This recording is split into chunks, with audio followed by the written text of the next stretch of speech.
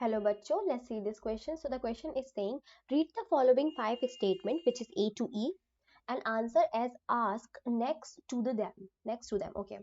So option A is saying in ecosystem the female gametophyte is retained on the parent sporophyte.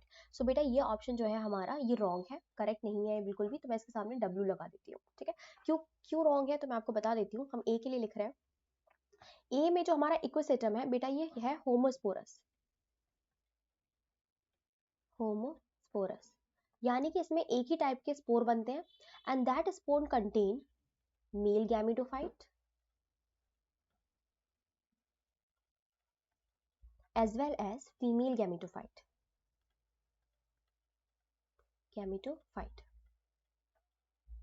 ठीक है बेटा, और ये जो मेल एंड फीमेल गैमेटोफाइट है ये मैंने बताया एक ही स्ट्रक्चर में पाए जाते हैं and this structure is called prothallus.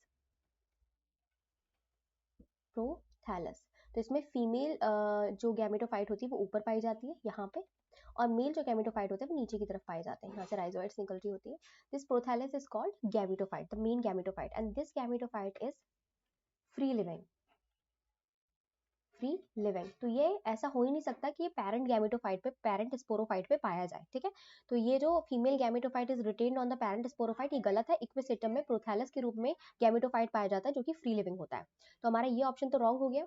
B option is saying in ginkgo male gametophyte is not dependent. तो ये कह रहे हैं कि नॉट डिपेंडेंट यानी कि नॉट इंडिपेंडेंट यानी कि डिपेंडेंट है. जिंको में मेल गैमेटोफाइट जो है वो क्या है, डिपेंडेंट है. तो बी वाला मैं आपको बता दूं बेटा, जिंको जो है वो एक जिम्नोस्पर्म है.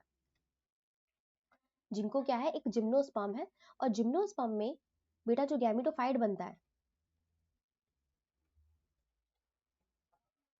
It is called pollen grain. Pollen grain which is found in inside microsporangia. ठीक है, जब तक पॉलिनेशन नहीं होता तब तक ये माइक्रोस्पोरेंजिया के अंदर प्रेजेंट होते हैं. Microsporangia. So pollen grain are very small non photosynthetic structure. So these are present in microsporangia. So these are dependent structure. So ये कैसे होते हैं, not independent. Not independent. छोटे से होते हैं, बिल्कुल रिड्यूस स्ट्रक्चर है. माइक्रोस्पोरेंजिया के अंदर पाए जाते हैं, ग्रीन भी नहीं होते, फोटोसिंथेटिक भी नहीं होते, कोई रूट्स वगैरह नहीं पाई जाती. तो these are not independent, dependent है ये स्पोरोफाइट पे. सो बी इज जो है हमारा ये हो जाएगा correct. Not independent correct. See देख लेते हैं. The sporophyte in Riccia is more developed than that in Polytrichum. तो मैं आपको बता देती हूँ बेटा, सी वाला जो हमारा ऑप्शन है जिसमें रिक्सिया एंड पॉलीट्राइकम दे रखे हैं, they both belong to bryophyte. ये दोनों बिलोंग करते हैं किससे, ब्रायोफाइट से. सो ब्रायोफाइट की क्लास है, एक का नाम है लिवरवॉर्ट्स और दूसरी है ब्रायोप्सिडा. तो बेटा लिवरवॉर्ट्स के अंदर आते हैं रिक्सिया एंड ब्रायोप्सिडा के अंदर आता है पॉलीट्राइकम. पॉलीट्राइकम. अगर मैं इन दोनों के स्पोरोफाइट की बात करूं तो रिक्सिया में स्पोरोफाइट के रूप में सिर्फ और सिर्फ पाया जाता है कैप्सूल. क्या पाया जाता है, कैप्सूल. और अगर मैं पॉलीट्राइकम के ब्रायोफाइट स्पोरोफाइट की बात करूं तो इसमें कंप्लीट स्ट्रक्चर प्रेजेंट है which has foot, seta and capsule. ठीक है, all the structure are present in Bryopsida के पॉलीट्राइकम में. ठीक है, सो ये ऑप्शन तो हमारा गलत हो जाएगा.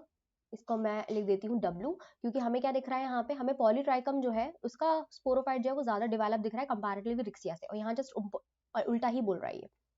D Singh sexual reproduction in volvox is isogamous. तो नो बेटा ये भी रॉन्ग हो जाएगा, क्योंकि वॉल्वॉक्स में जो सेक्सुअल रिप्रोडक्शन पाया जाता है वो होता है oogamous.